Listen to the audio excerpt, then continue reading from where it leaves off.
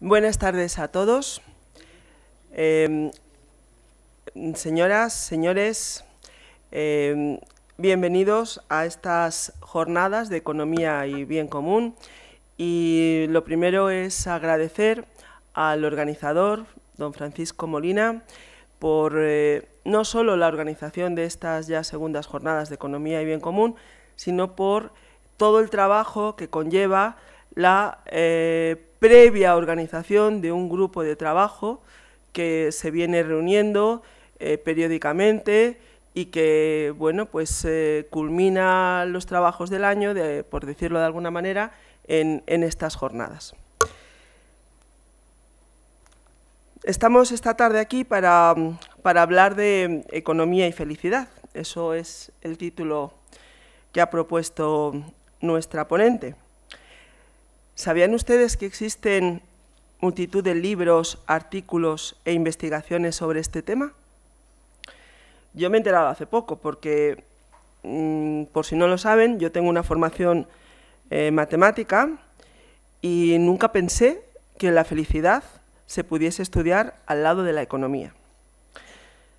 Para mí la felicidad, como dice la Real Academia de la Lengua, en su primera acepción, es un estado de grata satisfacción espiritual y física. Pero, ojo, que en la tercera acepción dice que la felicidad es la ausencia de inconvenientes o tropiezos. Ya estamos, no es lo mismo exactamente para mí. Si te metes en internet sin saber quién lo dice, pues dice que es el estado de ánimo de la persona que se siente plenamente satisfecha por gozar de lo que desea o por disfrutar de algo bueno. Algo bueno puede ser para ella y no para mí, o viceversa, no entiendo muy bien. Además, si nos miramos a ver quién habla de estos temas, quién estudia estos temas, bueno, pues la verdad es que es gente de profesiones muy variadas, pero muy variadas. Hoy aquí casi todos vamos a incidir entre la economía, ¿verdad? Economía y bien común, se titulan las jornadas, pero bueno, esto de la felicidad, pues podemos recurrir a los clásicos. Por ejemplo, en la Grecia clásica, Aristóteles, uno de los representantes, me permitirán ustedes, más significativos de toda la filosofía clásica, piensa que la felicidad es el significado de la vida, la meta y el fin de la existencia humana. El hombre, más que nada, busca la felicidad, pero Epicuro y sus seguidores también nos ofrecen su recomendación para alcanzar la felicidad. Ellos dicen que la felicidad es el placer. La fuente de la felicidad es el placer. El placer debe ser el objetivo último de toda acción. Cualquier cosa que hagamos debe hacerse por placer. Sin embargo, para los estoicos, la felicidad se identifica con la actitud de indiferencia sobre lo que no está bajo nuestro control. Sin embargo, para Sócrates, que me parece una persona de cierto conocimiento, ¿verdad?, pues sostiene que la felicidad se alcanza a partir del desarrollo del saber, del conocimiento. Si avanzamos un poco más con la historia, pues nos podemos fijar en otro filósofo, para terminar con los filósofos, ¿no? Kant entiende la felicidad como que el camino a la felicidad es el cumplimiento del deber, un cumplimiento colectivo de las reglas formales, de modo que nunca se permita el avasallamiento del otro. No sé si vemos ciertas diferencias entre lo que es la felicidad para una persona o para un colectivo, porque claro, aquí estamos hablando de cosas diferentes. Todos recordaremos esta canción.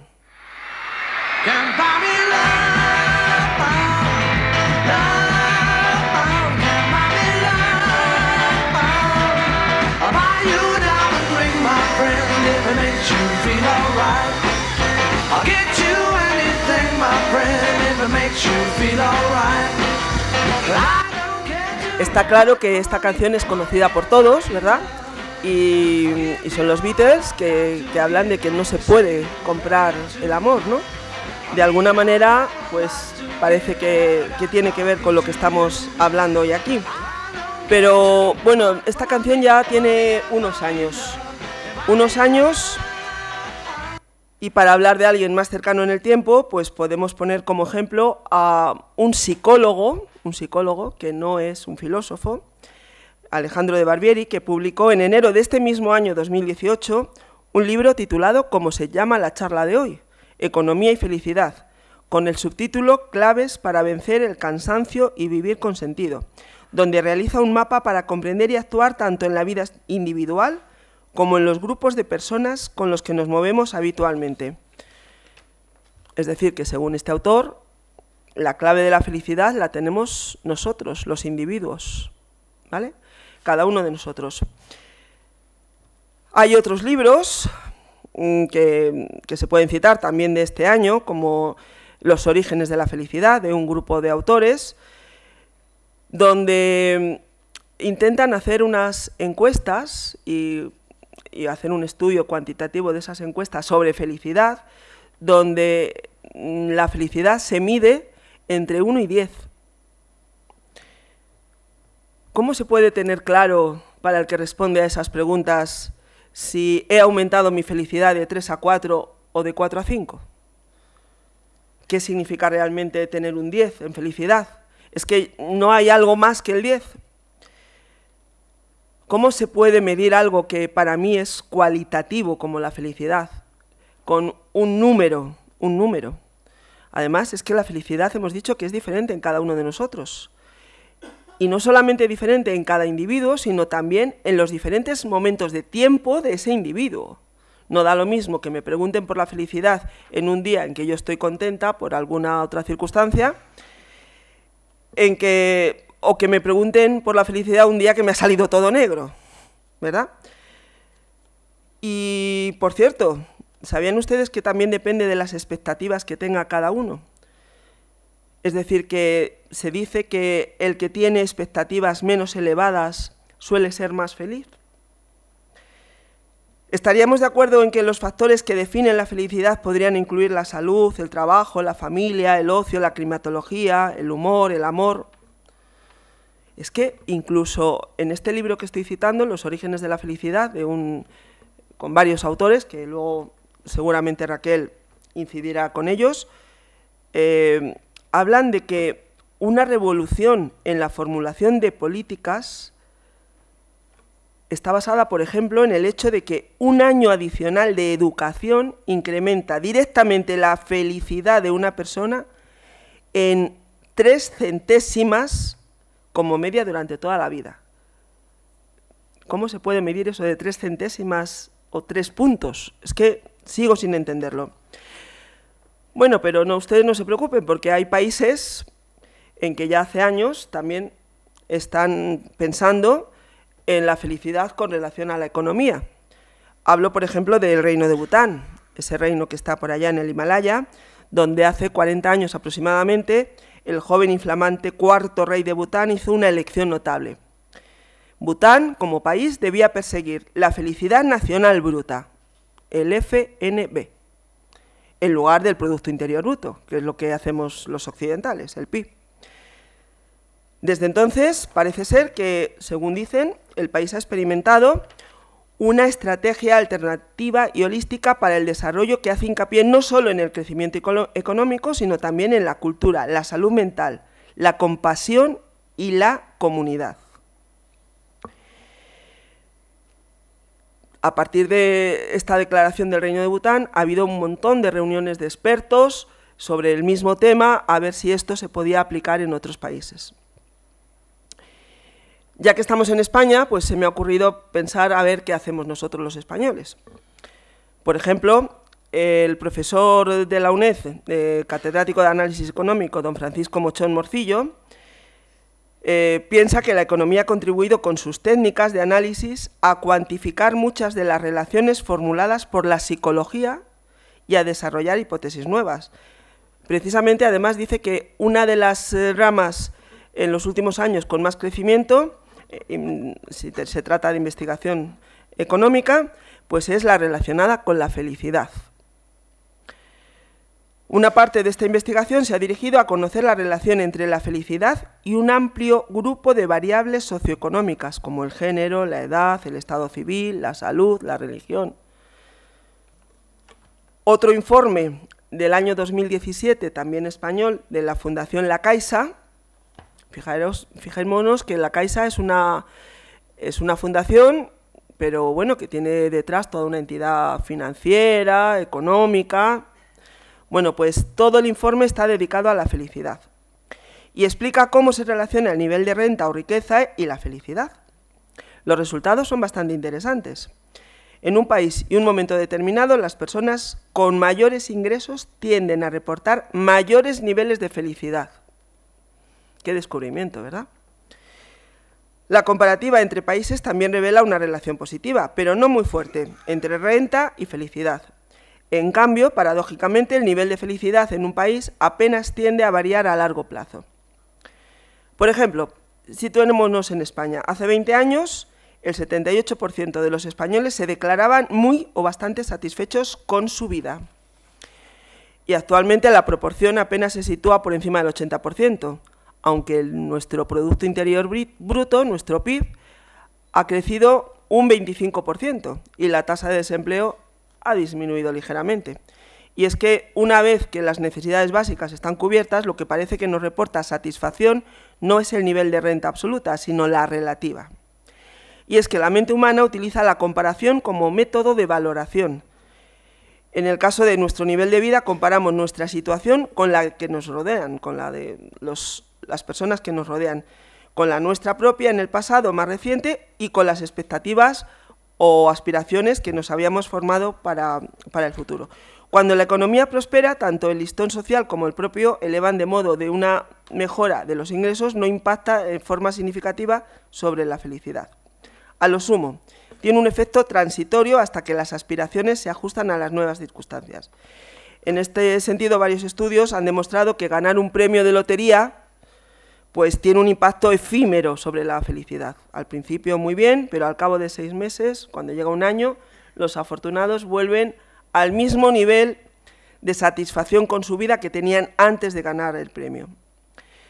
Por esa misma razón, no parece una buena idea aceptar un trabajo simplemente porque pagan mejor. Es mucho más importante, entonces, que ofrezca oportunidades de realizarse como persona y como profesional, que permita, por ejemplo, conciliar y, por supuesto, que haya un buen jefe. Si el dinero no compra la felicidad, entonces, ¿qué nos hace ser más felices? Los resultados de muchas investigaciones apuntan a que otros factores son tanto o más importantes que el dinero. Por ejemplo, las relaciones con la propia familia, los amigos, la comunidad que nos rodea. Al fin y al cabo somos animales sociales. Un trabajo estable y gratificante, la salud, la libertad individual, etcétera, etcétera.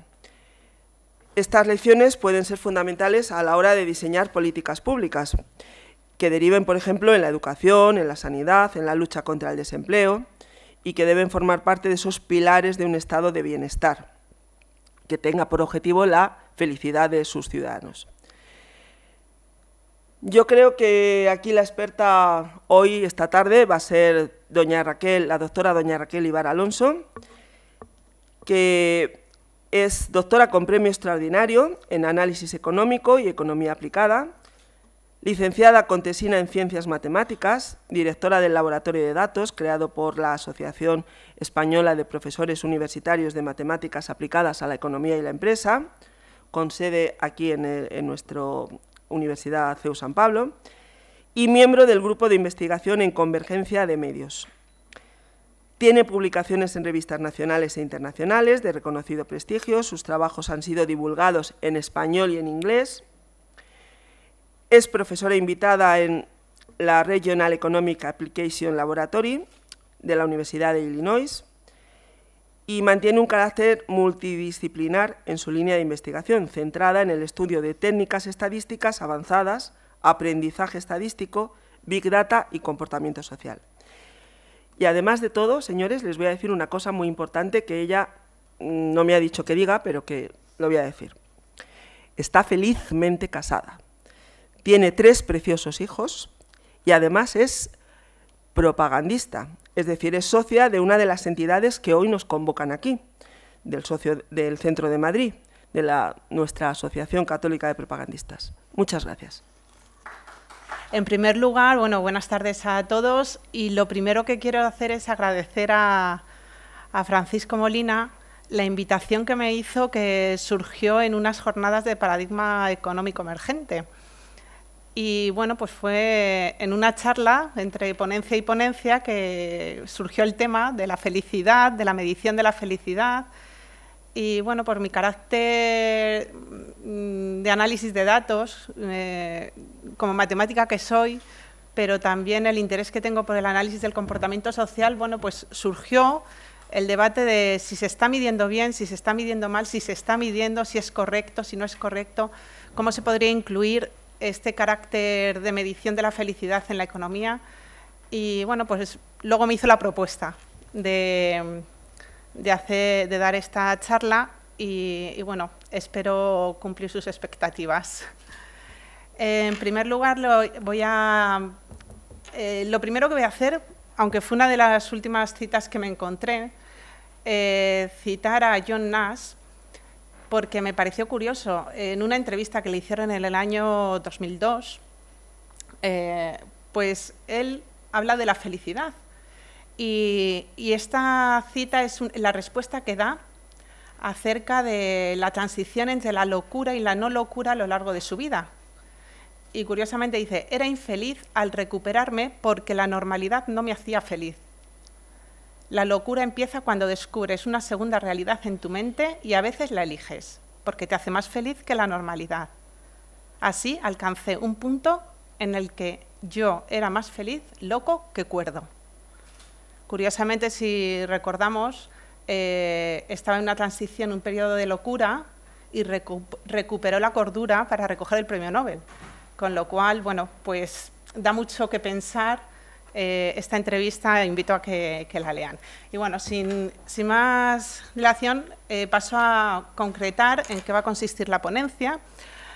Me ha costado bastante sintetizar toda la información que he recogido. Entonces, al final he decidido pues hacer un recorrido por todo lo que he encontrado y, efectivamente, carece la presentación de profundizar en ciertos aspectos, pero me ha parecido interesante hacer pues una visión de todo lo que me he encontrado y, bueno, luego al final crear debate y a ver si sacamos alguna conclusión. En principio empezaré con un poquito de historia. También vamos a ver qué entiende cada religión como felicidad, cómo nos plantea la felicidad cada una de las religiones y qué es la felicidad en la ciencia moderna, desde qué aspectos se está estudiando y cómo se está estudiando. Tocaré después un poco el tema de economía y felicidad. En cuanto a la economía, bueno, pues cuento con las ponencias que se han realizado esta mañana. El nivel ha sido altísimo, unas ponencias estupendas que creo que de economía poco más puedo aportar, así que intentaré relacionarlo con el tema de la felicidad. Y luego, como analista de datos que me considero, no he podido evitar hacer un estudio de los datos que me he encontrado en el CIS, en el Centro de Investigaciones Sociológicas, acerca de cómo estamos en España, cómo se mide, si se mide y cuáles son los resultados de esa medición de la felicidad en España. Y aún así me he centrado un poco más, he ido más allá y me he cogido los microdatos de la última medición de la felicidad en España que se refieren a este mes de julio. Y bueno, pues ahí intentaremos verlo, acabando todo esto con una reflexión o más de una reflexión para crear debate. En cuanto a la historia, bueno, pues nos remontamos, puede que haya incluso antes, pero ya con el siglo VIII a.C. yo creo que es suficiente. Desde entonces se crean ya dos corrientes de cómo se entiende la felicidad. Por un lado, se entiende como satisfacción de los placeres, el hedonismo. Y por otro lado, se entiende en relación con virtud, con sabiduría, con conocimiento. Y en esa línea van la mayoría de los pensadores en esa época y en posteriores. Podemos ver, nos encontramos, bueno, pues que antes del siglo VIII, antes de Cristo, se entendía la felicidad como algo que simplemente sucede, es azar. Uno es feliz o no es feliz, no puede hacer nada. por corregir ese aspecto. Sin embargo, ya en el siglo VII a.C., ya sí que se le da una definición un poquito más concreta y se dice que es un estado de satisfacción. Luego viene Tales de Miletos y nos relaciona la felicidad con la bondad y la belleza, ya vamos concretando más, hasta que llega Sócrates y lo relaciona con el conocimiento y con la sabiduría. Dice que son los que nos guiarán por el camino correcto hacia la felicidad. Ese mismo siglo, el siglo V a.C., hay pensamientos contrarios, porque la escuela cirenaica habla del hedonismo, la relaciona con el placer, y Platón con la razón. Vemos cómo cada uno de los pensadores seguía una línea diferente de la felicidad. Eso sigue ocurriendo, pero es curioso ver cómo, si nos remontamos en la historia, sigue siendo lo mismo. Bueno, vemos a Demócrito, placer y proporción en la vida. No me quiero detener en comentar cada una de ellas porque si no nos vamos a extender demasiado y quiero llegar a los análisis finales y hacer una visión global. En el siglo V vemos que Aristóteles también hace su definición de felicidad, ya la ha nombrado Mari Carmen. Los estoicos hablan de que tener una mente sana y estar en constante control de la misma nos lleva a la felicidad. Y así pasamos ya a después de Cristo. ¿Qué sucede? Pues que la cultura clásica cede su espacio al teocentrismo y, por tanto, se empieza a entender la felicidad también desde el teocentrismo. Y entonces la felicidad se centra en Dios, en el Dios de diferentes religiones, principalmente el cristianismo y el islam. Según San Agustín, Dios es la única vida feliz, la única posible. Y según Mahoma, es más práctico, pero dice que al lado de la dificultad está la felicidad. Bueno, pues en esta línea Santo Tomás de Aquino comenta que la felicidad que el hombre puede alcanzar sobre la tierra es una felicidad incompleta. ¿Por qué? Porque cree que la felicidad se encuentra en el cielo. Estamos muy cerca de Dios, es esa época en la que estamos en la tierra de transición, vivimos como transición para encontrar la felicidad en el cielo, cuando nos encontramos con Dios. Y Guillermo de Ockham también habla que Dios, al igual que la felicidad, reside en la fe. Y así seguimos hasta el siglo XIV, en el que entra el humanismo.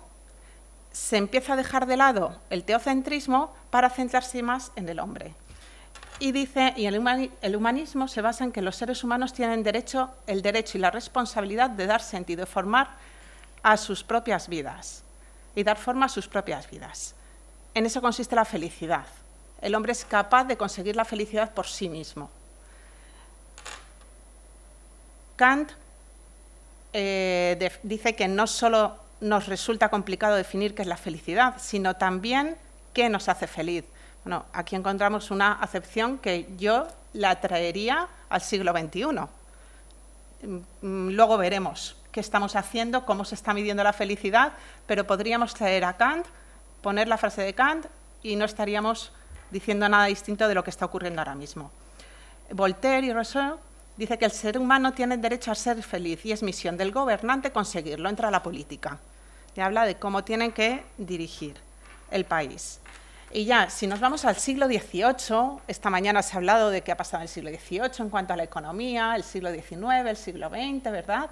Bueno, pues aquí vemos que va en línea con esa evolución de la economía, va también la evolución de cómo se percibe la felicidad. Y es Adam Smith que dice que el componente principal de la felicidad humana procede de la conciencia de ser amado.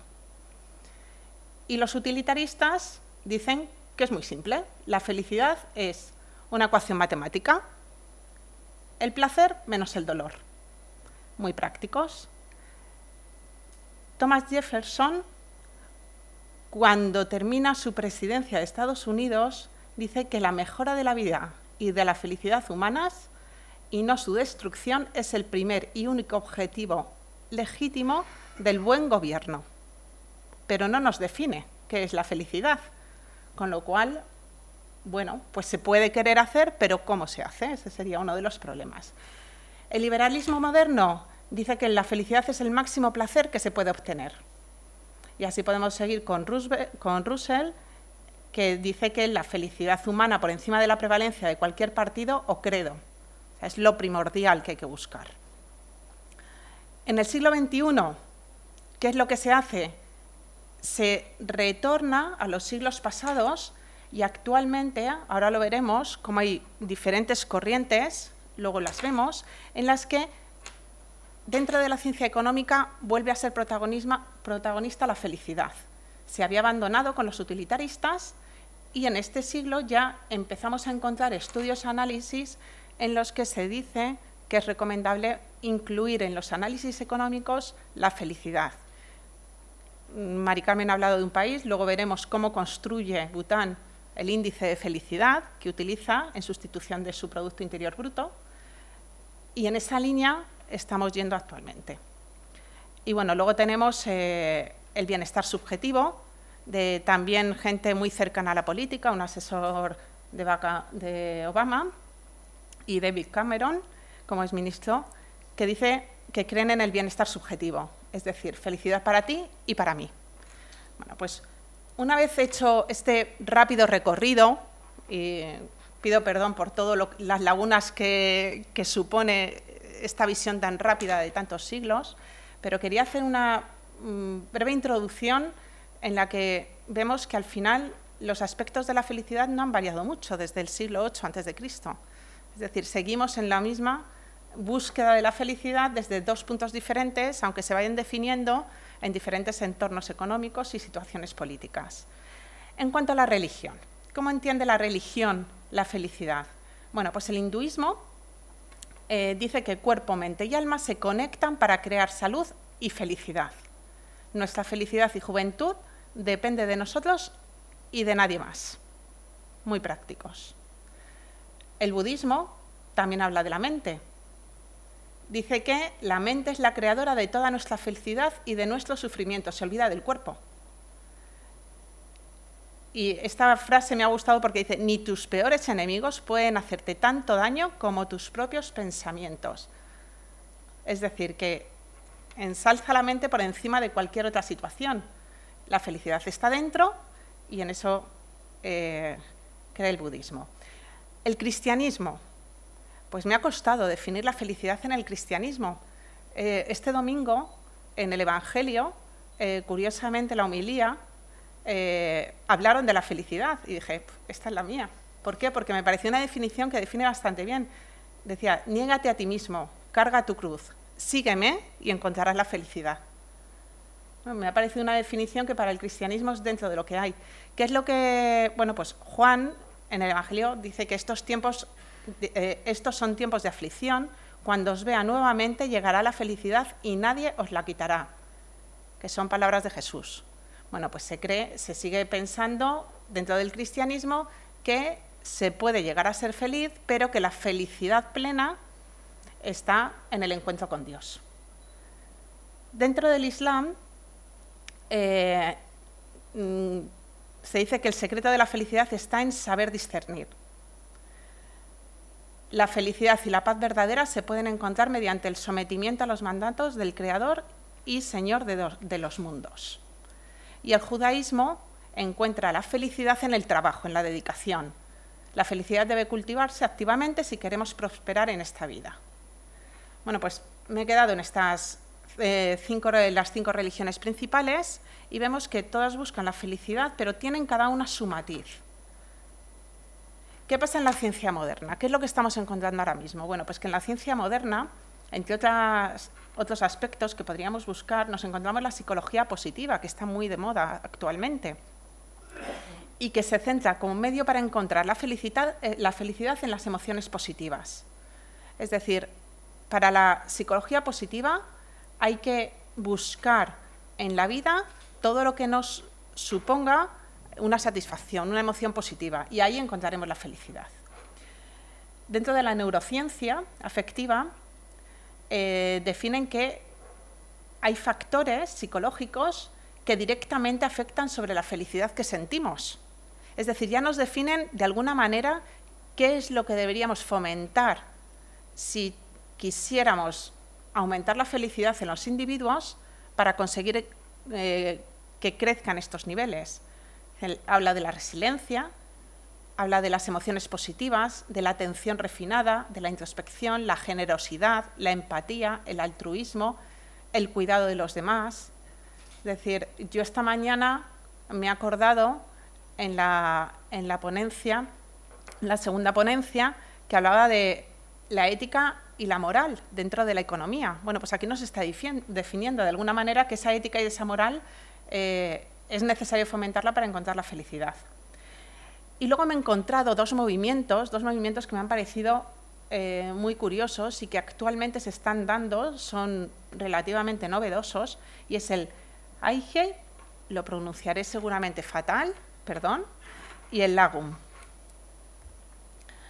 Son dos movimientos que han surgido en países nórdicos. Curiosamente, son los países que por excelencia tienen mayores niveles de felicidad y, como hemos visto esta mañana, también tienen mayor índice de bien común aplicado en su sociedad. El Hage es disfrutar de las cosas pequeñas, el confort del alma. Es decir, no necesitamos grandes cosas para ser felices, sino que con lo que tenemos, si lo disfrutamos realmente, podemos ser felices. Y el Lagom viene en la misma línea, se desarrolla en Suecia y dice que lo suficiente, que con eso ya soy feliz, con tener lo suficiente, que ni demasiado ni muy poco, sino que con tener lo suficiente uno es feliz. De alguna manera, estas dos filosofías que están surgiendo ahora mismo en el siglo XXI y que se están poniendo en marcha en estos países nórdicos, están dejando de un lado el consumismo, el capitalismo, el producir más y la necesidad ficticia que nos están creando ciertos productos, y a lo mejor tendríamos que ir por ahí, en la modificación de las variables económicas de medición de la economía y del bienestar para poder tal vez alcanzar esos niveles de felicidad sin necesidad de sacrificar otras variables económicas. Como curiosidad, IKEA, que todos lo conocemos, aplica el Lagom en su filosofía de comercializadora y tiene de hecho un Lagom Life Project. Tiene una página web en la que está basado en que con lo justo se puede ser feliz. Bueno, pasamos ya, una vez hecho el recorrido de cómo se entiende la felicidad desde diferentes aspectos históricos, religiones, la ciencia, cómo se mide la felicidad. Pues aquí, indagando, he encontrado 4 índices principales de medición de la felicidad. El World Happiness Index nos mide, es el índice de la felicidad mundial por excelencia, y lo que he hecho ha sido tampoco poner las fórmulas, sino simplemente lo que me interesaba, porque al fin y al cabo son combinaciones pues agregativas, como mucho ponderan, pero al final, ¿qué variables se utilizan para conseguir obtener esos índices que luego son los que se utilizan en economía? Es importante porque el índice de felicidad nos está diciendo cómo de feliz es un país, pero claro, ¿qué utiliza para ser calculado? Pues este índice utiliza el PIB per cápita, la esperanza de vida saludable y el apoyo social. No sé qué, después de todo lo que hemos visto, qué es la felicidad, lo que se opina que es la felicidad, los puntos de vista de la felicidad, estas son las variables que se utilizan para un índice que es muy utilizado. Pasamos a otro, el índice de felicidad interna bruta, ya nos ha hablado Mari Carmen de él. Este índice se definió en Bután y fue el rey de Bután el que decidió ponerlo en marcha y sustituir su Producto Interior Bruto por este índice. Y aquí ya sí que utiliza el desarrollo socioeconómico sostenible como información para crearlo, preservación y promoción de valores culturales, conservación del medio ambiente y establecimiento de un buen gobierno. Como bien ha dicho Mari Carmen, este índice está siendo estudiado actualmente, ha creado mucho interés en la comunidad científica relacionado con la economía, porque es un índice que les funciona muy bien. Y vemos cómo las variables que utilizan profundizan un poco más en lo que anteriormente se ha entendido como felicidad. También es cierto que habría mucho debate en cómo se miden todas estas variables que se están proponiendo. Otro índice, el índice de Planeta Feliz. El índice de Planeta Feliz utiliza para ser calculado el bienestar, la esperanza de vida, La desigualdad de resultados, que no es más que una combinación entre el bienestar y la esperanza de vida, pero lo pondera de alguna manera para ver si hay mucha diferencia o poca, y la huella ecológica. Es decir, aquí la felicidad plantea que la huella ecológica afecta de forma negativa a la felicidad. Vemos que está en el denominador, por eso he puesto la fórmula. Porque esa huella económica, a mayor huella ecológica, menores niveles de felicidad para ese país. Ahora veremos qué pasa con ellos. Y luego me he encontrado con un índice muy actual, del 2016. Es el índice de Jones y Klenow. He citado el artículo por si alguien quiere consultarlo. Está abierto en Internet, se puede consultar. Y las variables que utilizan para construir este índice son las de consumo, ocio, mortalidad y desigualdad. ¿Vale? Son muy concretas, da un giro a los índices previamente analizados y queda que pensar. Bueno, pues no he podido resistir la tentación a comparar dos de los índices más importantes a nivel mundial, que es el World Happiness Index.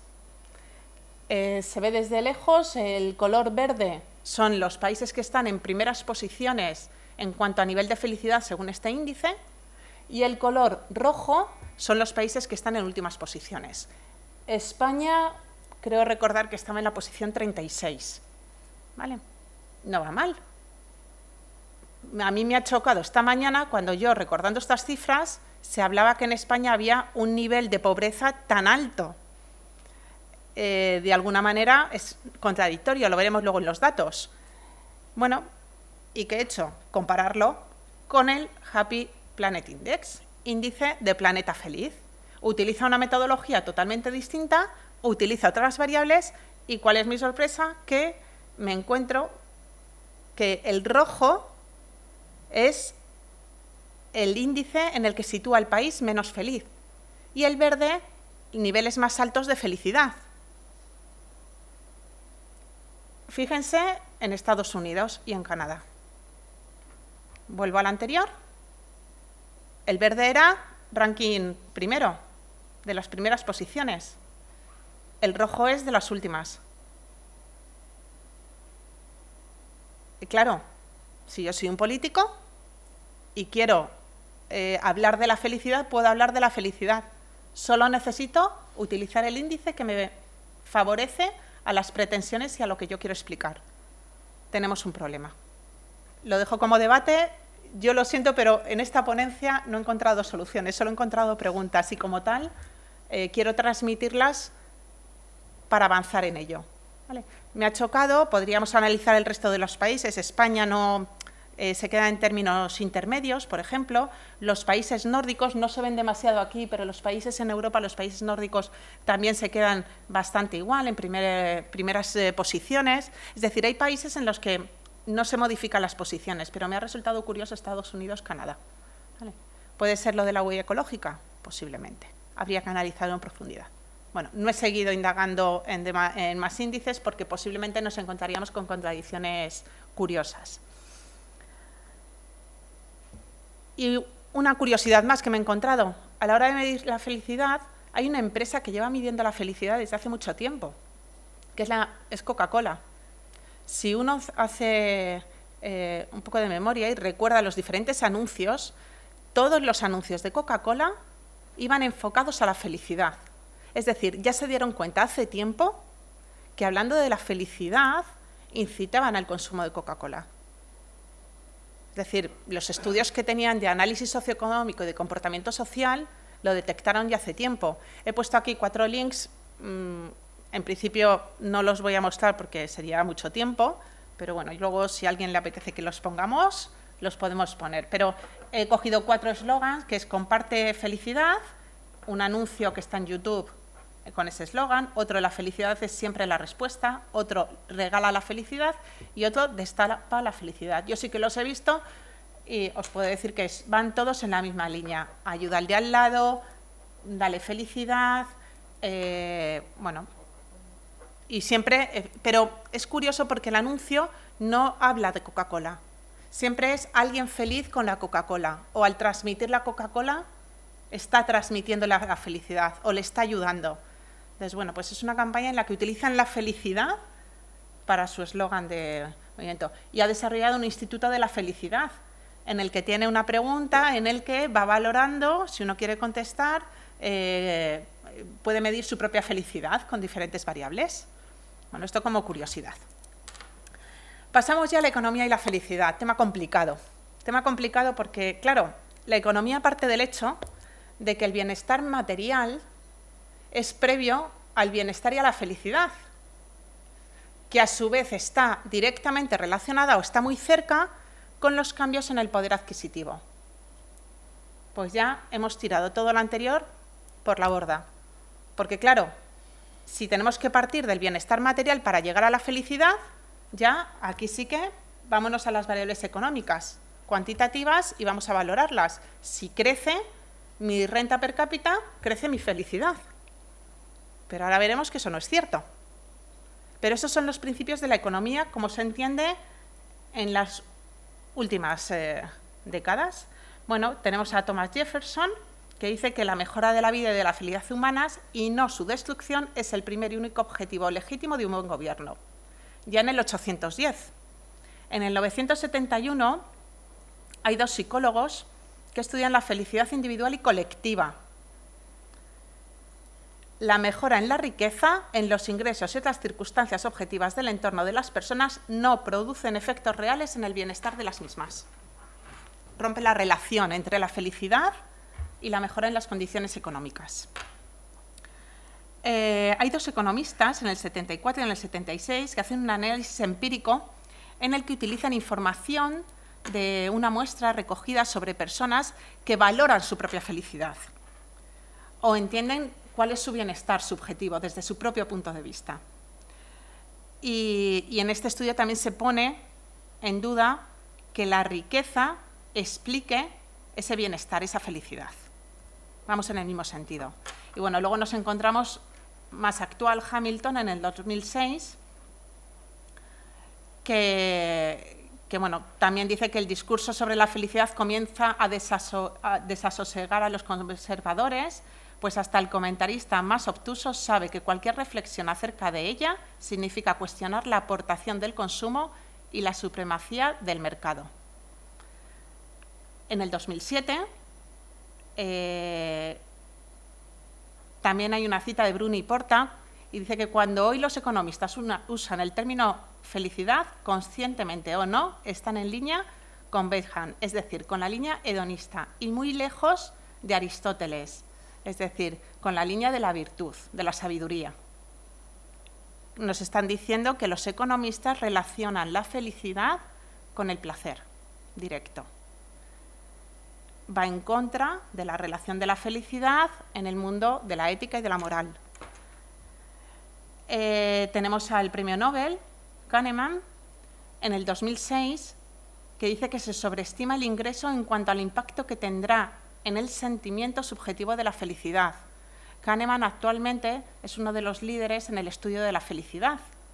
Podemos encontrar varias conferencias en vídeos de YouTube y demás que esté interesado en este estudio.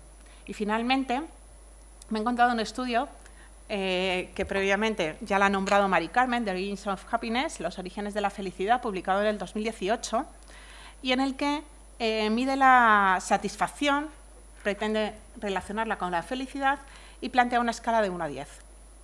Con lo cual, bueno, pues ratifico lo comentado por Mari Carmen en que cómo se puede medir la escala de la felicidad de uno mismo. A mí me hubiera gustado un experimento, pero no ha podido ser, pero hubiera sido interesante poder hacer un cuestionario de la felicidad contestada de forma automática a las 10 de la mañana y la felicidad a las 5 de la tarde, de cada uno de nosotros, a ver cómo la percibía. Posiblemente hubiera cambiado, posiblemente, ¿vale? Pero es muy complicado medir lo que uno siente. Bueno, dentro de la medición de la felicidad, ratificando lo que hemos dicho antes de que el movimiento económico, la renta per cápita, el aumento de capital no tiene por qué estar relacionado con la felicidad, eso ya lo encontraron en 1973 Easterlin, y que se conoce como su paradoja, en la que ahí se muestra cómo evoluciona la felicidad y el Producto Interior Bruto en Estados Unidos entre 1972 y 2016. Vemos que cuando el Producto Interior Bruto, que es la línea azul, crece, la felicidad se mantiene. De forma que la felicidad es algo estable en el tiempo. La percepción de la felicidad colectiva no varía mucho. Esto lo veremos después en los otros análisis de España también. Hay otra paradoja que se da en Japón también, en el que también esta gráfica muestra los niveles de felicidad. Hay un corte porque no hay información recogida durante esos años, pero se ve también la línea azul, cómo es estable en el tiempo, y cómo se ve cómo es la satisfacción de la vida, la línea roja, y también estable en el tiempo, esas dos sí que están relacionadas, y sin embargo, el Producto Interior Bruto en Japón vemos que aumenta. No le afecta, no tiene una relación lineal. No podemos establecer una relación entre el Producto Interior Bruto y la felicidad. Ahora me remito a los índices de felicidad, que alguno de ellos hemos visto que utilizaba el Producto Interior Bruto como variable para ser calculado. Bueno, aquí hay muchísima información. Este es el Informe Mundial de la Felicidad de Naciones Unidas del 2018 y nos dice cuáles son los países más ricos, los países más infelices. En el mapa, ¿qué es lo que llamaría la atención? Pues están dibujados en amarillo aquellos países que, según este informe mundial, son más felices. Y en azul, los más infelices. Encontramos una relación directa entre países ricos felices, países pobres infelices. Pero acabamos de ver las paradojas. Entonces, todo está lleno de contradicciones que se le puede buscar explicación, pero yo me quedaba aquí. Variables clave para apoyar el bienestar. Es decir, para estudiar la felicidad. Nos dice los ingresos, la esperanza de vida saludable, el apoyo social, la libertad, la confianza, la generosidad. Bueno, pues en estas variables me he basado en los análisis posteriores para ver si encontraba alguna relación de la felicidad con ello en España. Por eso también le he puesto para que nos quede ahí. Bueno, este mapa, no se me asusten, ¿qué he querido mostrar aquí? Las flechitas, si cogemos una de ellas, una sola, primero lo explico, si cogemos solo una flechita, lo que indica es que Bulgaria, por ejemplo, este país, por ejemplo, Albania, es los niveles de Producto Interior Bruto y cómo ha evolucionado el sentimiento de felicidad, la felicidad en ese país. Y vemos que al aumentar el Producto Interior Bruto, aumenta la felicidad en una proporción.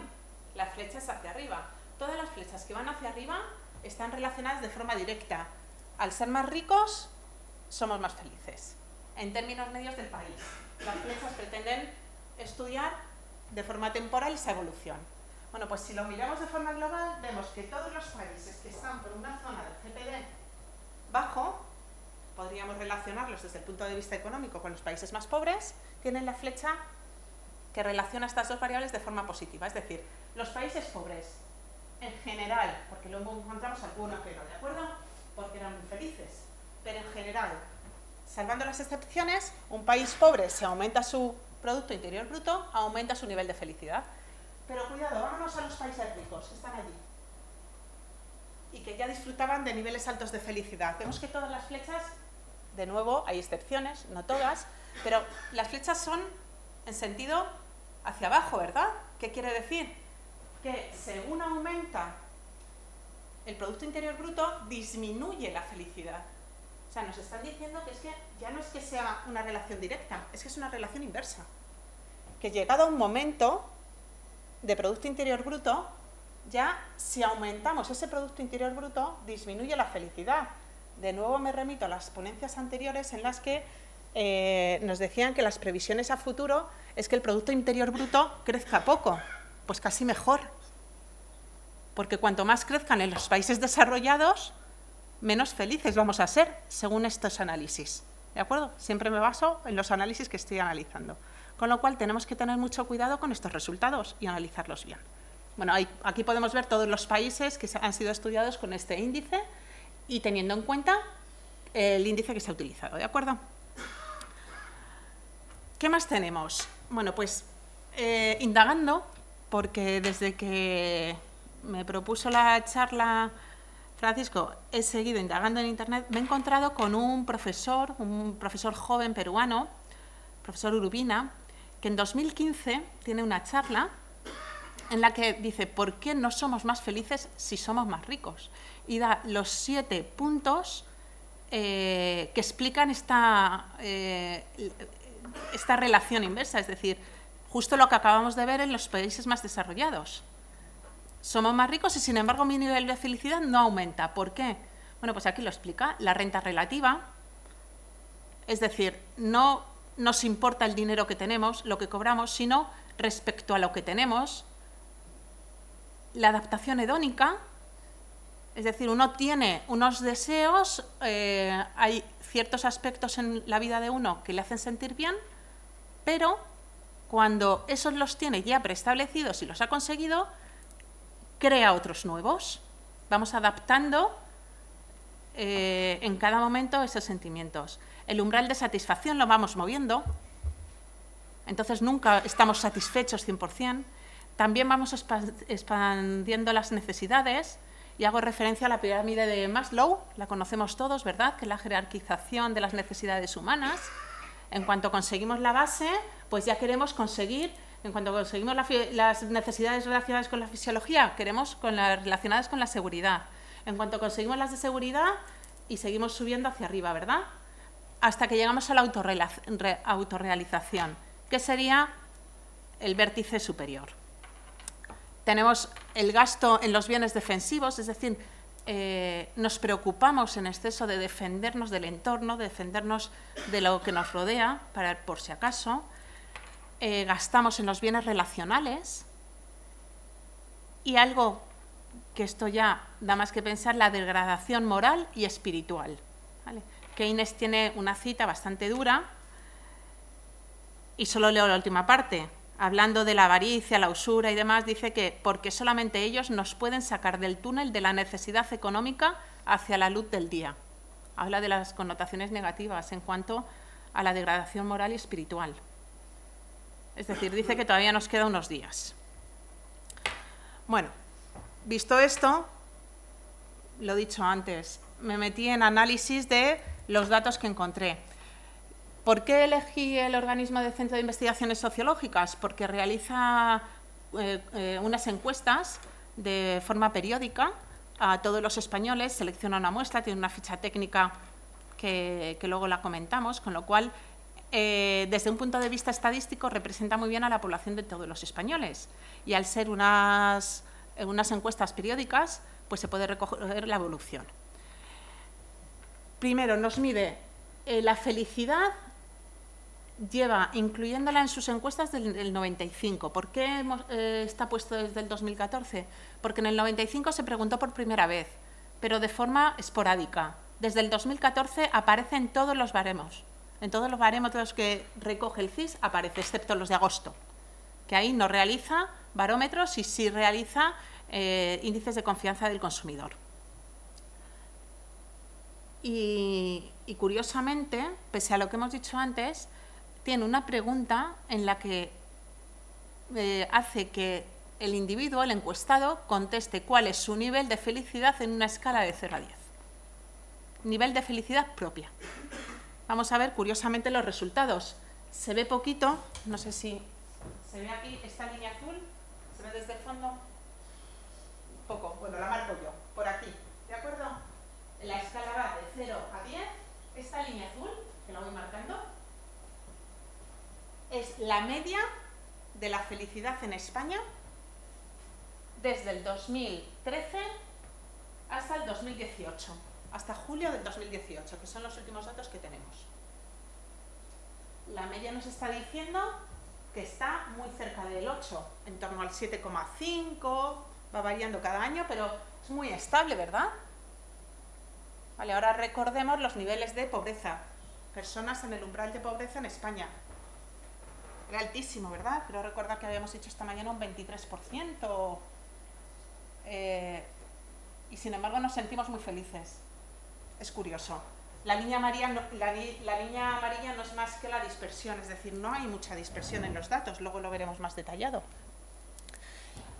Claro, he desagregado los datos ¿Y qué tenemos aquí?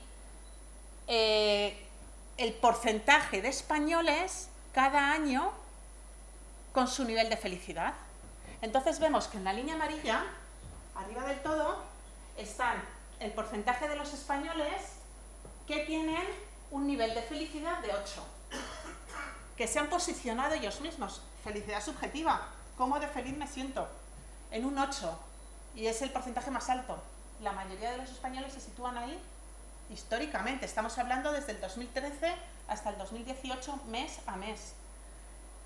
La línea verde es el valor 7, pero si seguimos bajando, el azul es el 9, la roja es el 10, es decir, todos los que hay altos, de aquí para arriba, es desde el 5 hacia el 10. Y los niveles bajos de felicidad son los que están en unos porcentajes muy bajitos. No me suman, ya lo he hecho, no suman el 23%, que están en el umbral de pobreza.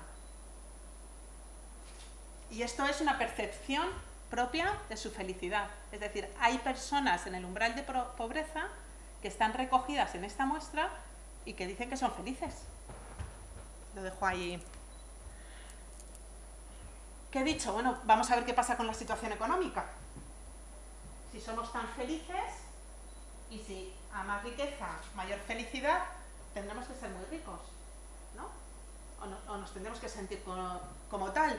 Bueno, pues vemos que, sin embargo, la mayoría de los individuos, la línea verde, nos está diciendo que llegan justo al final de mes.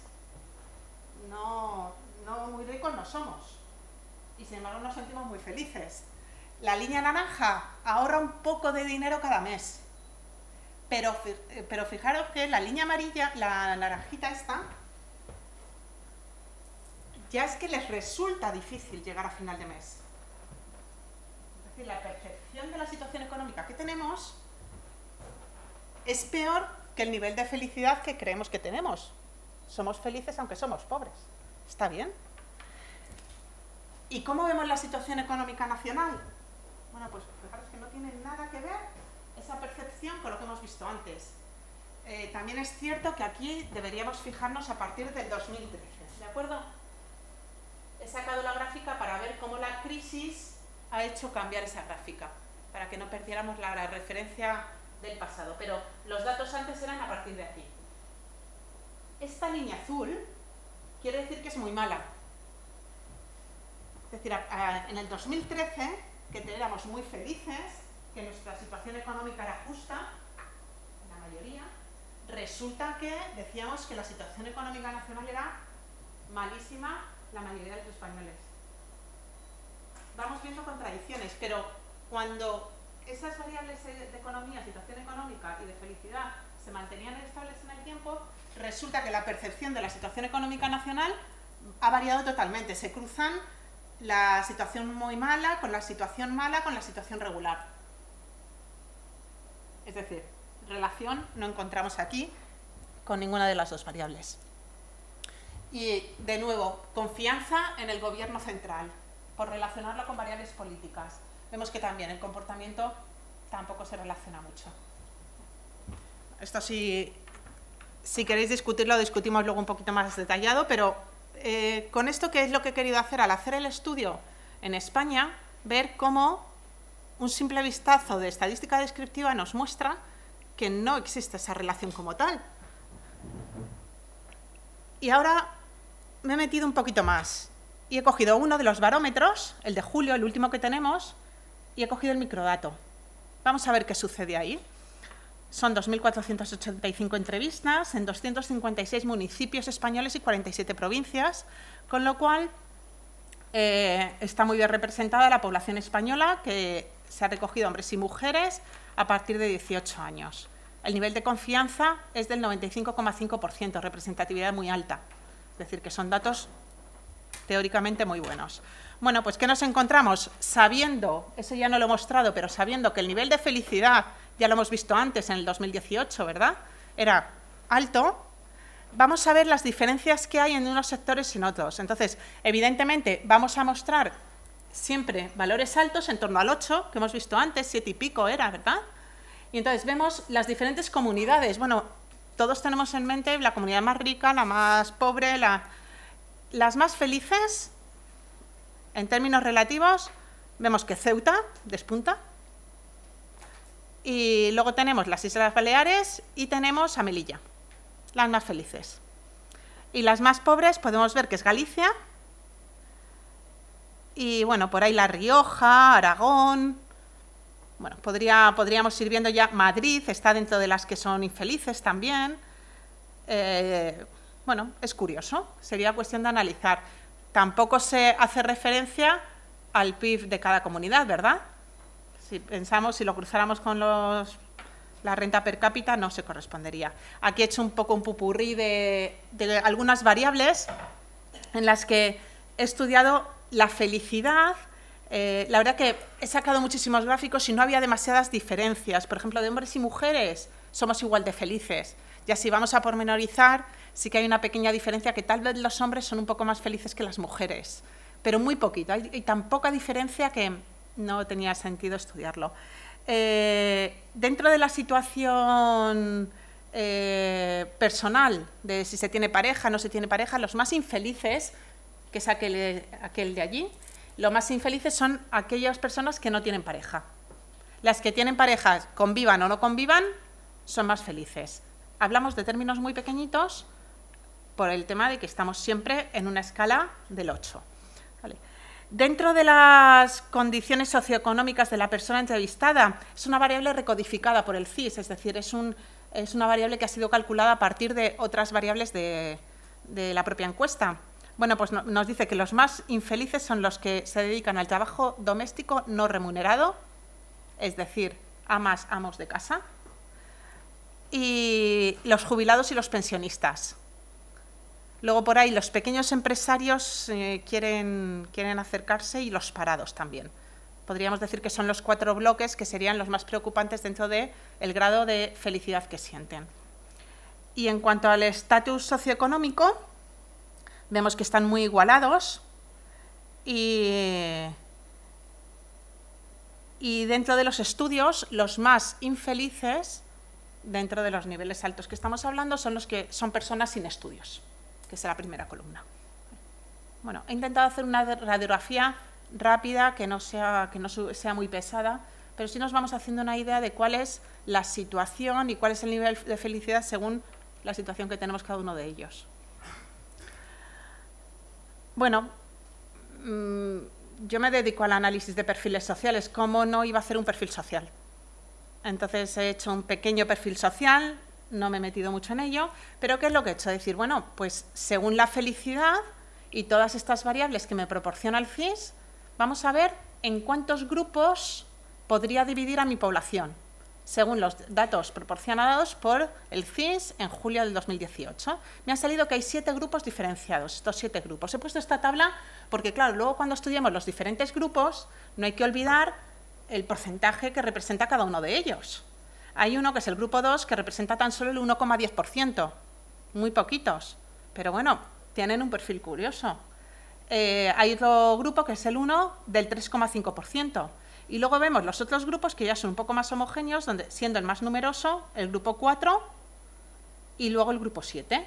Quedémonos con el grupo 4 y el grupo 7 como más numerosos.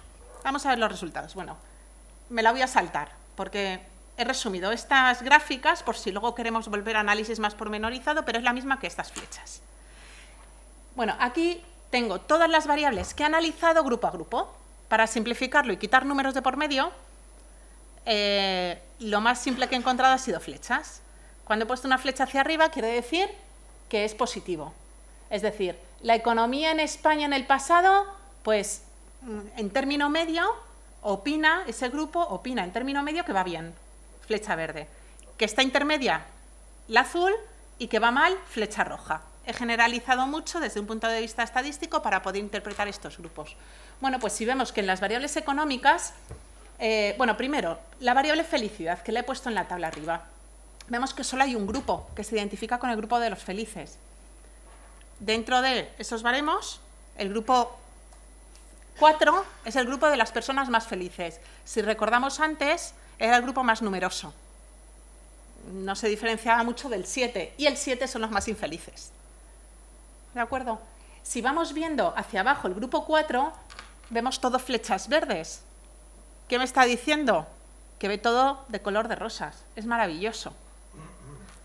Ahora vuelvo a esta, porque quiero que sigamos aquí en el grupo 4, porque aquí son variables sociales. Encontramos que la edad tiene flecha roja, es la única flecha roja, es que son jóvenes. Lo he puesto de mayor, menor. Es decir, el grupo que identifica a los más jóvenes dentro de nuestra muestra. Son de izquierdas y no son religiosos, que es la última. La religiosidad, he seleccionado la variable de asistencia a oficios religiosos. No tiene que ver con una religión en concreto, sino en general. Bueno, pues es el perfil, es una radiografía de ese grupo de los más felices dentro de España, dentro de que somos todos muy felices. Grupo 7, sin embargo, dentro del perfil social, vemos que son infelices, son mayores, de izquierdas. En cuanto a la política, piensan que todo va bien, estudios medios y a nivel de asistir a oficios religiosos, intermedio, ni mucho ni poco. Y en cuanto a las variables económicas, piensan que España va bien, las 3 primeras verdes, y sin embargo su economía personal en el presente es intermedia, pero piensan que en un futuro va a ir mal. Yo estoy relacionado con que son personas mayores, como ahora se está tambaleando y se está hablando mucho del sistema de pensiones, pues a lo mejor es esa preocupación la que les hace ser pesimistas de cara a futuro en su situación personal en cuanto a los ingresos. Sin embargo, ingresos personales actuales son altos, aunque los del hogar son medios, con lo cual se considera una situación socioeconómica media. ¿Vale? Bueno, pues luego podemos ver el grupo G1 y G2, que tienen una felicidad intermedia, son grupos de derechas. Son los únicos que se declaran abiertamente de derechas. A mí esto me ha llamado la atención. La pregunta de ideología política también la preguntan en una escala de 0 a 10. Y entonces, al simplificar tanto en estadística, ¿qué sale? Antes decíamos el 1% y el 3%, ¿verdad? Tan solo el 4% lo podemos identificar de derechas. Y, sin embargo, si nos vamos a la ideología de izquierdas, nos vamos casi al 80% de la población, ¿vale? En términos globales. Es una percepción, es lo que cada uno dice. Como estamos hablando en términos medios, posiblemente es que los de derechas nunca se sitúan en el 10 y hay de izquierdas que se sitúan en el 0 sin ningún problema.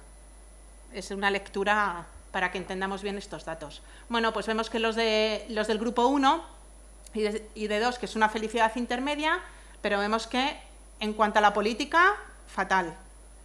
El grupo 2 dice que la política actual, fatal. La anterior y la posterior, bueno, medio-medio, tampoco están muy contentos con ella.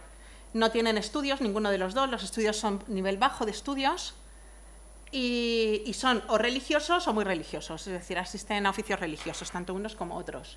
Son dos grupos muy similares, ¿vale? Lo único que se diferencian es en el pesimismo que tiene el grupo 1 frente al grupo 2. En el tema económico, el grupo 2 es el que peor lo está pasando, es decir, es gente que tiene problemas económicos o que percibe que tiene problemas económicos. Vemos flechas rojas en esas variables. ¿Vale? Bueno, y luego podríamos detallar el grupo 3, el grupo 5 y el grupo 6. El grupo 5 son los infelices también, pero estos infelices, bueno, pues en cuanto a la economía, nivel socioeconómico medio-bajo, en términos generales. En la situación económica de España piensan que tanto en el pasado como en el futuro va a ir bien, pero que en el presente está fatal el tema. Y son gente que son de centro. Es el grupo de centro que tiene estudios medios y, bueno, asisten a oficios religiosos poco o nada. Podríamos detallar mucho más, tampoco me voy a detener, no es momento, se me va a ir mucho el tiempo, pero también vemos que se puede sacar un perfil en cuanto a la felicidad, siempre teniendo en cuenta que estamos utilizando una escala de 0 a 10 en todas las variables, con lo cual uno se está autoposicionando y depende mucho del momento que haga la encuesta, quién le haga la encuesta, cómo le haga la encuesta. Es decir, todo esto me ha llevado a una serie de reflexiones que me gustaría dejarlas planteadas y, bueno, muchísimas más que a lo mejor se quedan sin plantear. ¿La felicidad se puede medir? Y medirse, ¿cómo se puede medir? ¿El tiempo, el dinero, la fama, eso da la felicidad?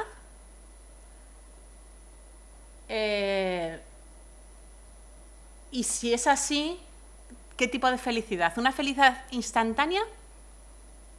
Es decir, me siento bien, me dan una noticia, me dan un premio gano la lotería, es una felicidad instantánea. Pero la felicidad real no es una felicidad estable en el tiempo. Cuando nos preguntan, ¿no globalizamos nuestra vida? No lo sé. ¿Afecta el pensamiento colectivo a la felicidad? ¿El cómo me ven? ¿El cómo es mi vecino? ¿Qué tiene mi vecino?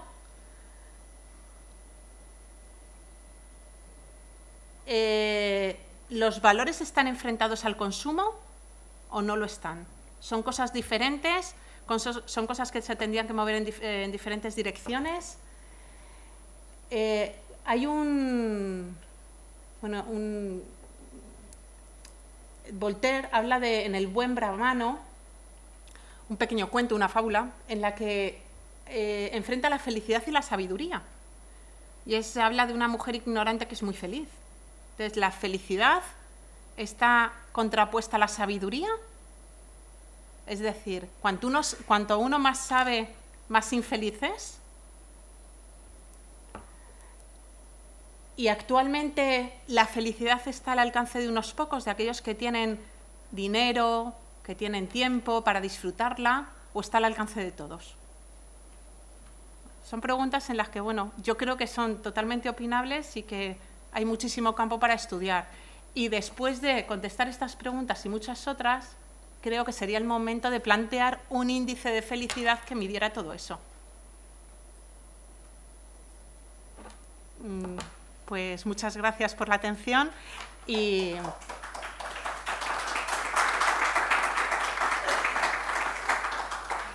hay una frase, que no me quiero quedar sin leerla, que me ha surgido a raíz de otra frase hablando de la ignorancia, pero yo la he cambiado a la felicidad.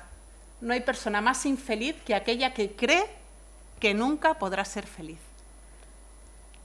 Y aquí he dejado dos citas, una de Francisco Mochón Morcillo, que ya la ha citado Mari Carmen, en el que habla de la felicidad. Es como un tesoro escondido en lo más profundo de cada persona. Atraparla es cuestión práctica y de fuerza de voluntad, no de bienes materiales, prestigio, poder y riqueza. Cada persona puede ser tan feliz como desee serlo. La clave está en proponérselo firmemente. Y otra frase, jamás desistas de ser feliz, pues la vida es un espectáculo imperdible. Yo creo que hay que ser optimista. Cualquier pregunta, muchas gracias. ¿Quién comienza? Francisco. Yo al final no sé cómo a partir de aquí contestar alguna pregunta muy sencilla, como por ejemplo, ¿el dinero compra la felicidad? Después de todo esto, ¿qué dirías tú? Yo lo tengo muy claro, no. No.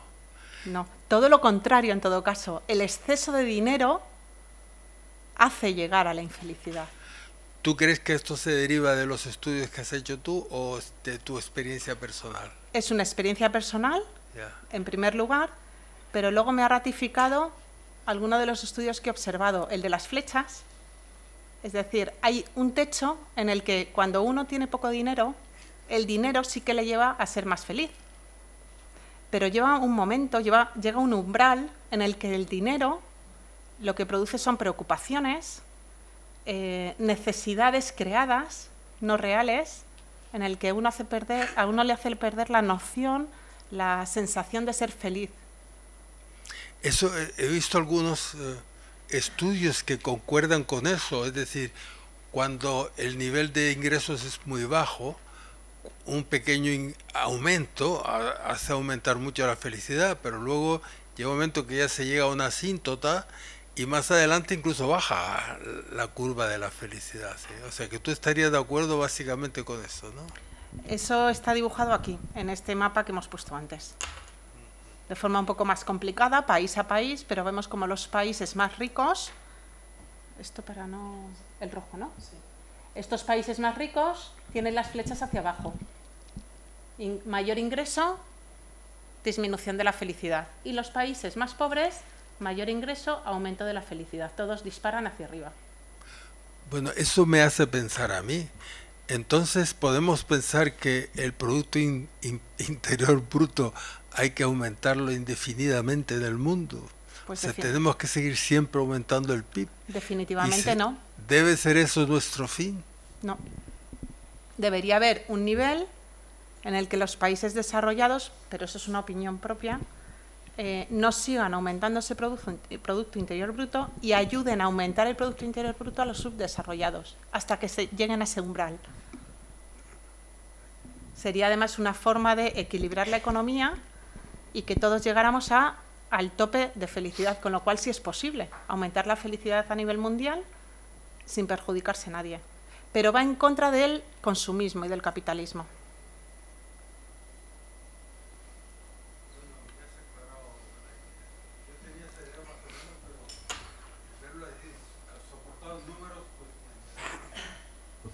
Pablo. A ver, bueno, yo primero felicitarte por la excelente conferencia. Luego tengo que decir que yo tengo que criticarlo porque si no a mí me duele la tripa. Y tú sabes que yo siempre tengo que criticarlo, pero me ha encantado, ¿eh? Bueno, en primer lugar, le he hecho una reflexión a Antonio que digo que los que tenéis exceso de dinero no sois tan felices, claro. Lo dices desde la experiencia personal. Es lo que tiene tener exceso de dinero. Y en segundo lugar, sobre tu conferencia, que es lo que decía yo de la crítica. Veo que todos los índices que manejas, o la mayoría de los índices que manejas, que son los que hay, se basan en nivel de felicidad personal. Kant decía que el ser humano es un ser social.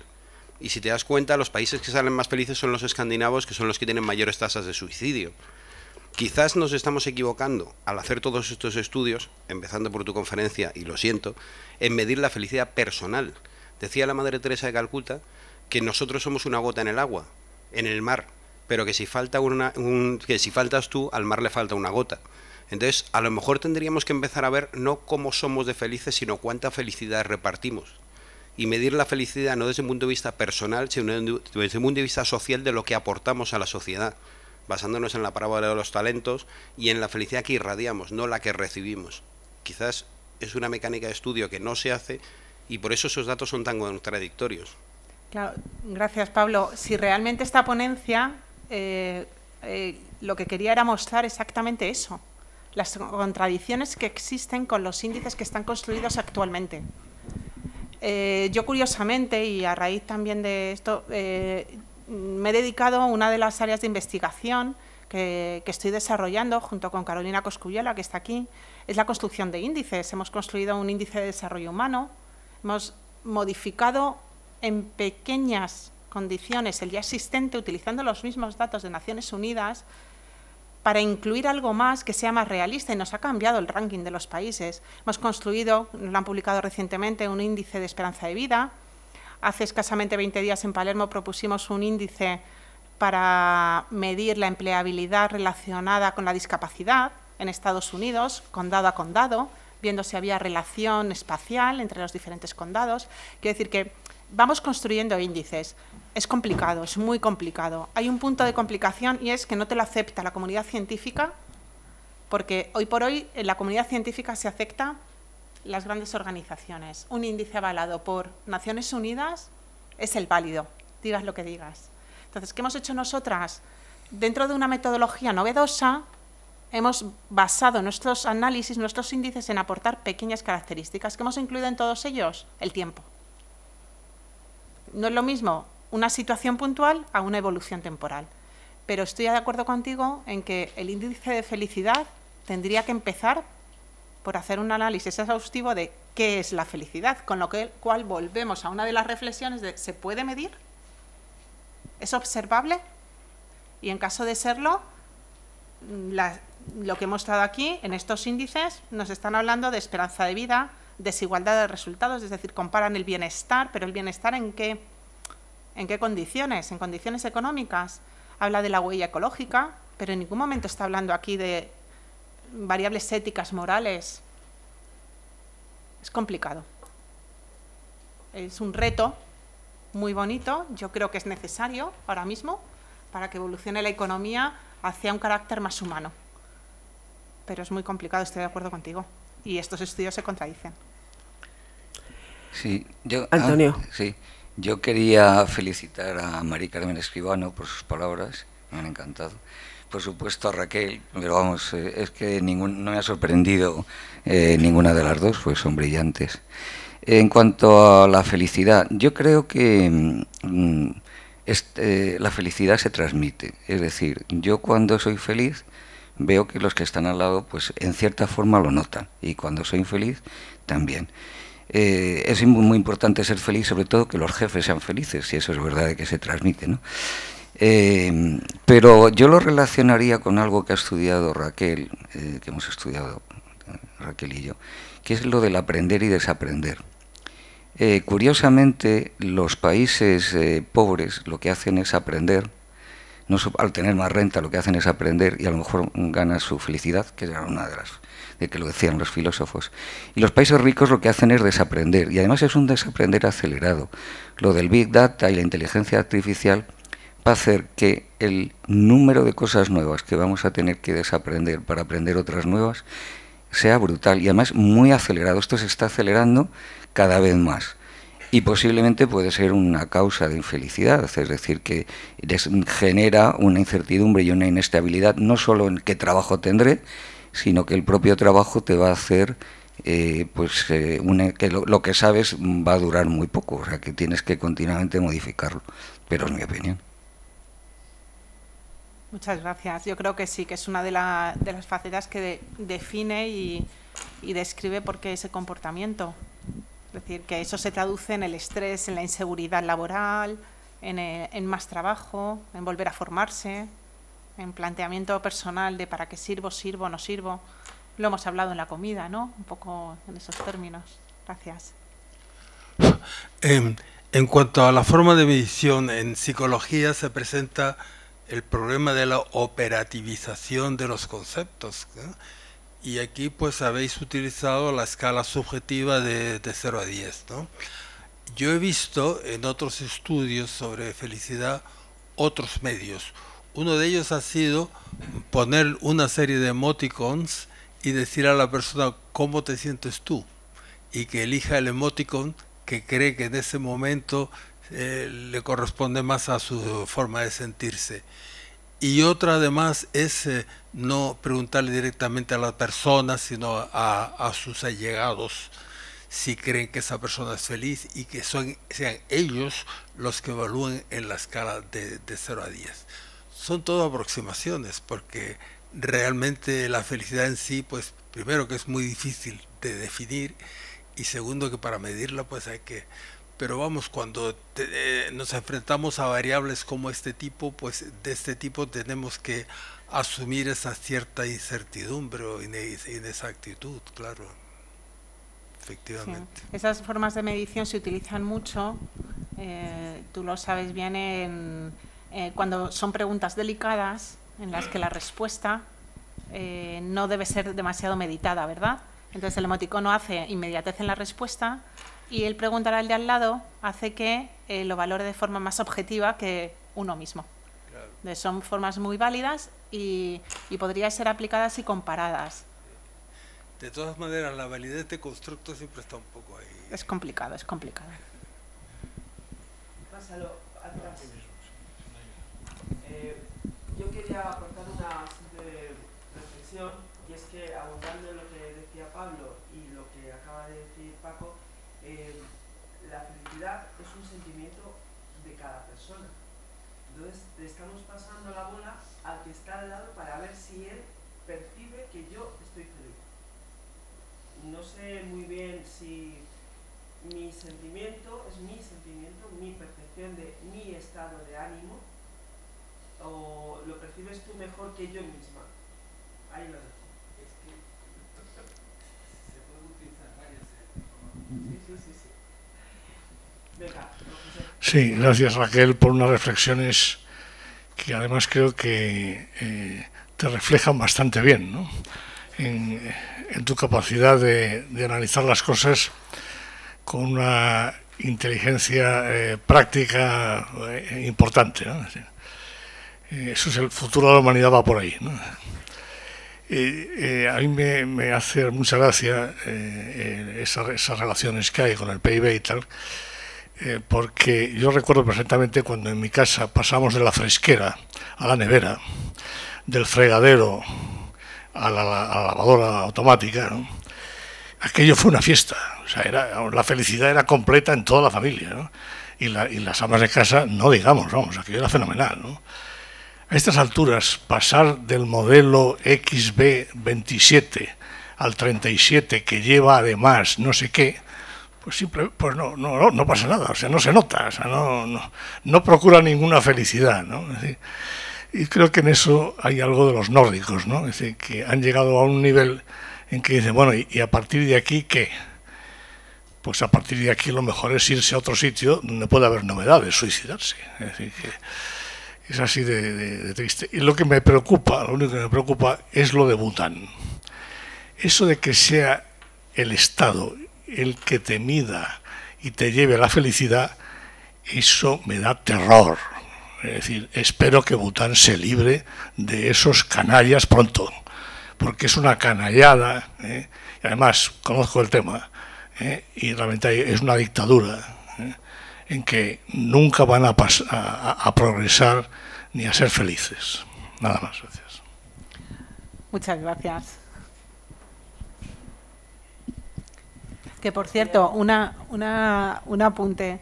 Yo en mi casa ahora, cuando pasamos del modelo A al modelo B, no es que me quede estable, es que me produce infelicidad, porque es que me paso 2 días sin poder manejar el mando de la televisión. O sea que yo estoy dentro de esa flecha decreciente.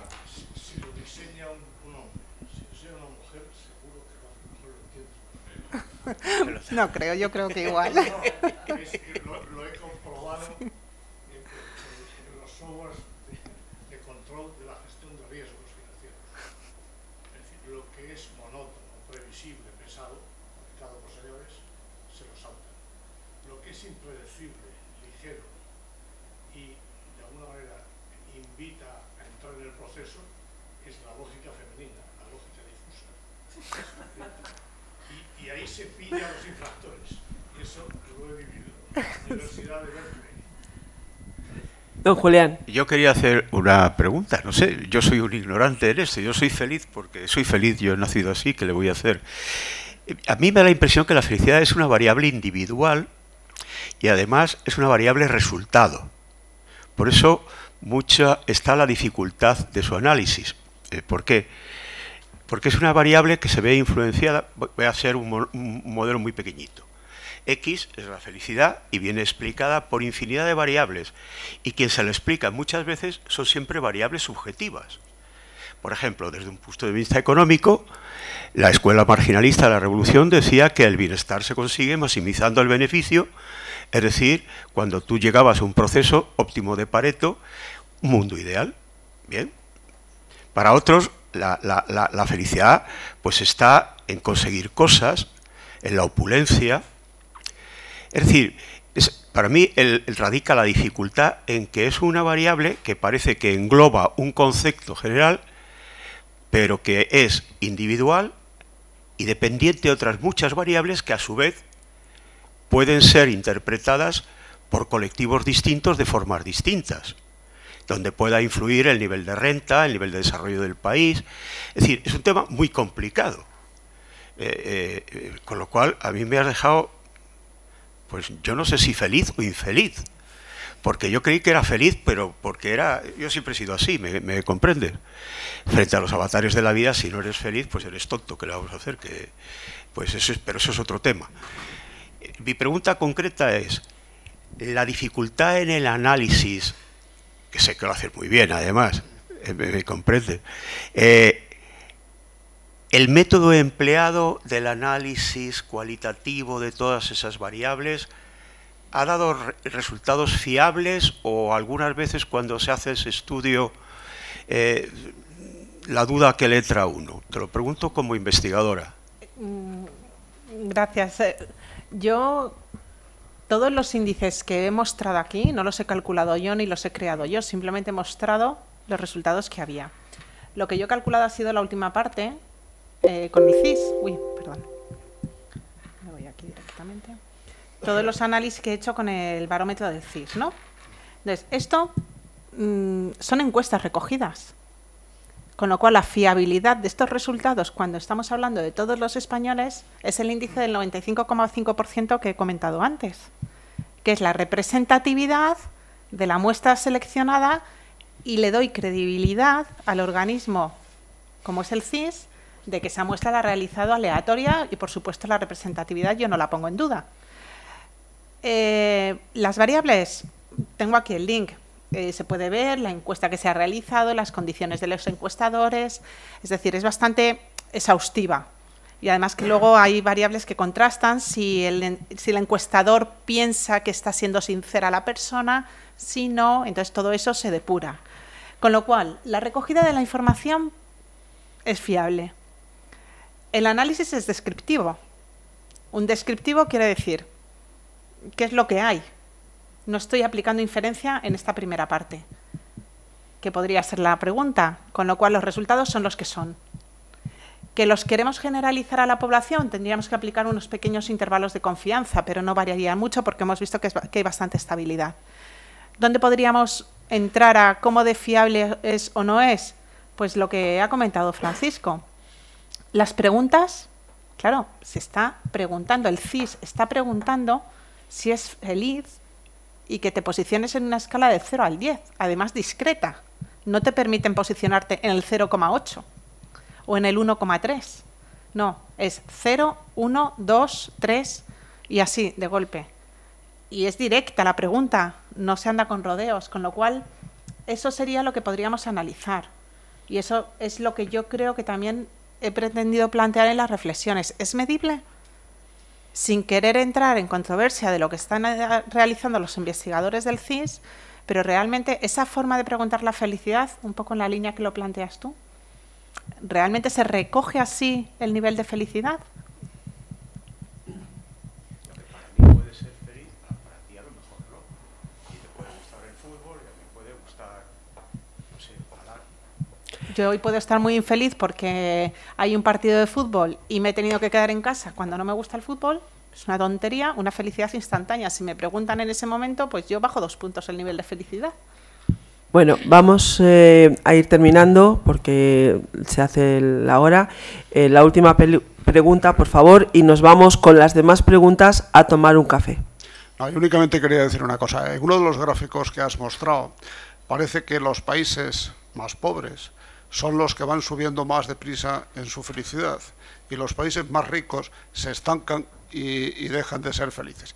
Entonces hay una ley que se llama la ley de la esperanza permanente, según la cual las personas humanas nunca están satisfechas con lo que tienen, cada vez quieren más. Entonces eso puede aplicarse perfectamente ahí, es decir, un país que es muy pobre tiene la esperanza permanente de llegar a ser un poco más y lo va siendo, porque su renta va subiendo. En el momento que llega a niveles de renta muy altos, ya pasar a otro es muy difícil y entonces se estanca y el hombre se vuelve infeliz. La segunda cosa que quería decir es que me da la impresión de que hacer un índice de estos de felicidad a escala universal con las mismas variables me parece una cosa tremendamente difícil, porque en los países, por ejemplo, nórdicos o Canadá y tal, la gente sale a las 7 de la mañana a esquiar con un frío absolutamente terrible. Yo todos los suecos que he conocido eran gente que le gustaba vivir, a los que he conocido que vivían en Kiruna, donde era el sol de medianoche, ¿verdad? Les encantaba volver a Kiruna, y yo no creo que ningún andaluz ni ningún español sea feliz yendo a Kiruna. Entonces, claro, no sé cómo decirte, Kiruna es una ciudad que está en el Círculo Polar Ártico y tal, donde están las famosas minas de hierro suecas, ¿verdad? Entonces, me extrañaría, ¿verdad?, que se pudiera hacer un índice, ¿verdad?, que fuera, vamos a decir, universal. No es lo mismo vivir en Málaga que vivir en Estocolmo, o sea, esto con todas las circunstancias que puedan existir. Eso es lo que quería decir. Muchas gracias. En cuanto a eso, pasa con todos los índices. Sí, sí, claro, naturalmente. Con todos, con todo lo que intentamos medir a nivel global y homogeneizar es imposible, pero en estadística se hace. ¿Cómo? Sí. Metiendo esas variables que identifican y que ponderan de alguna manera esas situaciones al alza o a la baja, la situación de los países, metiendo análisis espaciales, análisis dinámicos, análisis temporales. Es decir, la estadística tiene herramientas, pero son herramientas que no sale un índice tan sencillo como el que hemos visto. Salen... No. Además, tú sabes que muchas veces los índices, cuando tienen verdadero sentido, es cuando se ve su evolución en el tiempo, pero no un índice solo. Exactamente. Entonces, creo que habría que hacerlo de alguna manera así, ¿no? Porque si no es muy complicado. Uno de los índices que hemos calculado, pues salió publicado el año pasado, en el 2017. El índice de desarrollo humano incluye el tiempo en el índice. Entonces, cada año se va recalculando en la evolución. Exacto. Y Eso suele ser comparto más totalmente indicativo que esa lo otro. opinión. Sí. Bueno, pues muchas gracias y nos vemos ahora dentro de un ratito otra vez para la última charla de hoy.